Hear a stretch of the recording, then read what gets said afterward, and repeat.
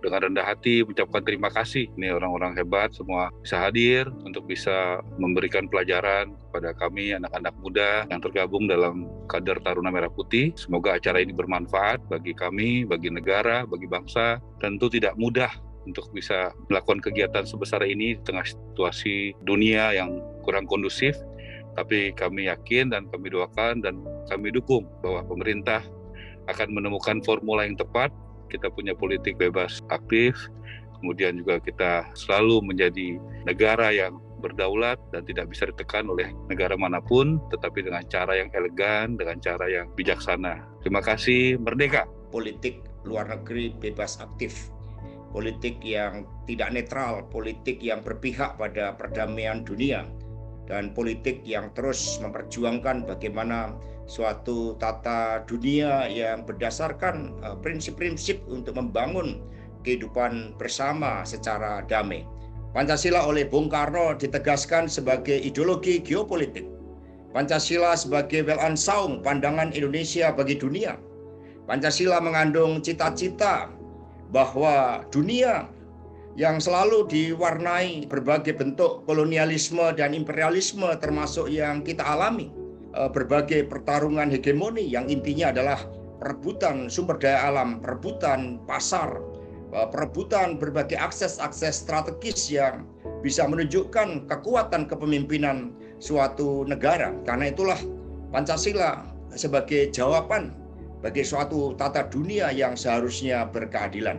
Bebas aktif bukan berarti netral pasif. Bebas aktif justru memberikan keluasaan bagi Indonesia untuk menjalankan politik luar negeri demi kepentingan nasionalnya.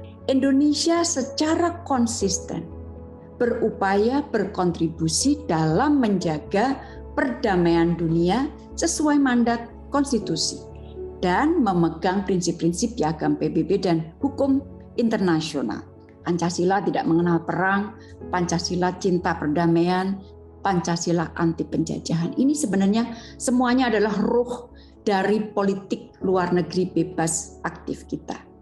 Jadi itu adalah salah satu aset yang kita miliki di dalam berpolitik luar negeri dan sekarang menjadi katalisator pemulihan ekonomi dunia. Indonesia tidak boleh pasif dalam kancah politik di dunia internasional, tetapi harus selalu berperan aktif, berhak dan berdaulat penuh untuk memutuskan nasibnya sendiri. Pemerintah oleh karena itu berpendapat bahwa pendirian yang harus kita ambil ialah supaya kita jangan menjadi objek dalam pertarungan politik internasional. Melainkan kita harus tetap menjadi subjek yang berhak menentukan sikap kita sendiri, berhak memperjuangkan tujuan kita sendiri, yaitu Indonesia merdeka seluruhnya. Bagi Indonesia yang menjalankan politik luar negeri bebas aktif, di samping mengedepankan isu perdamaian, juga isu kemanusiaan. So not to endanger international peace and security and justice. Pasal 2 ayat 3 Piagam PBB. Dan eksplorasi beberapa agenda utama di G20 yang dapat dimanfaatkan oleh Indonesia adalah yaitu memperkuat lingkungan kemitraan, mendorong produktivitas, meningkatkan ketahanan dan stabilitas, memastikan pertumbuhan berkelanjutan dan inklusif, serta kepemimpinan kolektif global yang lebih kuat. Di dalam memperkuat lingkungan kemitraan itu sebetulnya ini adalah sangat besar peluangnya dengan presidensi G20, khususnya adalah untuk meningkatkan ekspor dan juga mendorong investasi dari luar masuk ke Indonesia.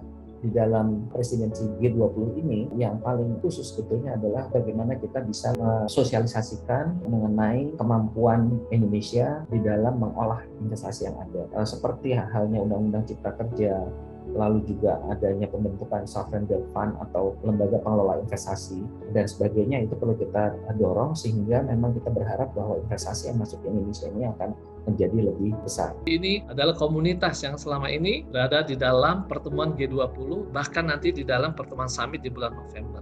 G20 lahir pada saat krisis di tahun 1959. Kemudian krisisnya tereskalasi di tahun 2008-2009 dengan global financial crisis. Artinya G20 sebagai forum dunia itu sebagai crisis responder.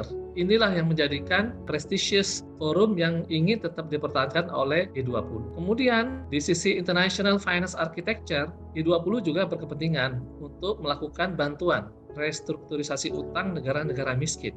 Secara unik sebenarnya G20 yang tidak punya Article of Agreement, tidak punya TOR, tidak punya anggaran dasar, tetapi ternyata bisa menggerakkan sumber daya global. Disinilah integriti dari forum G20 dipertahankan oleh seluruh negara yang ada menjadi anggota untuk dapat menggerakkan sumber daya global. Bagaimana caranya agar kita bisa menjaga keseimbangan antara economic power dan political power, supaya kita tidak terpengaruh secara politik ketika kita menjalin hubungan secara ekonomi. Jadi digital currency kan berkembang demikian pasif. Bagaimanakah pandangan negara-negara G20 dalam menyikapi perkembangan digital currency? Berkembang upaya untuk mengkapitalisasi emisi dalam bentuk carbon trading ya, dan kemudian apakah ini dapat memberikan manfaat ekonomi bagi bangsa Indonesia di masa depan?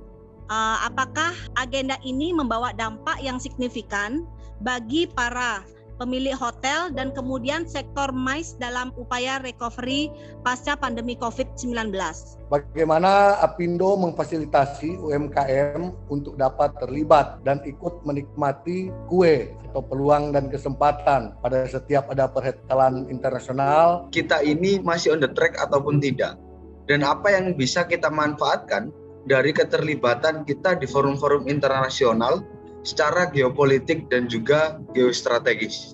Bahwa Indonesia yang ikut dan sekarang punya topi Presiden G20 akan memanfaatkan secara baik, secara maksimal peran tersebut ada di tengah, tetapi bisa menjadi penengah dan juga menjadi solusi dari pertikaian yang sekarang sedang terjadi, dan kemudian bisa mengajak bersama-sama negara-negara yang masuk dalam negara-negara tertinggal untuk ikut together recover stronger seperti dengan namanya. Dan mudah-mudahan Indonesia tidak melewatkan kesempatan emas ini menjadi presidensi G20 kali ini dan mengambil peran yang luar biasa. Mewakili Taruna Merah Putih, kami berterima kasih banyak pencerahan dan pemahaman kepada kami-kami para kader muda PDI Perjuangan, Taruna Merah Putih, dan semua yang hadir di webinar kita sore hari ini.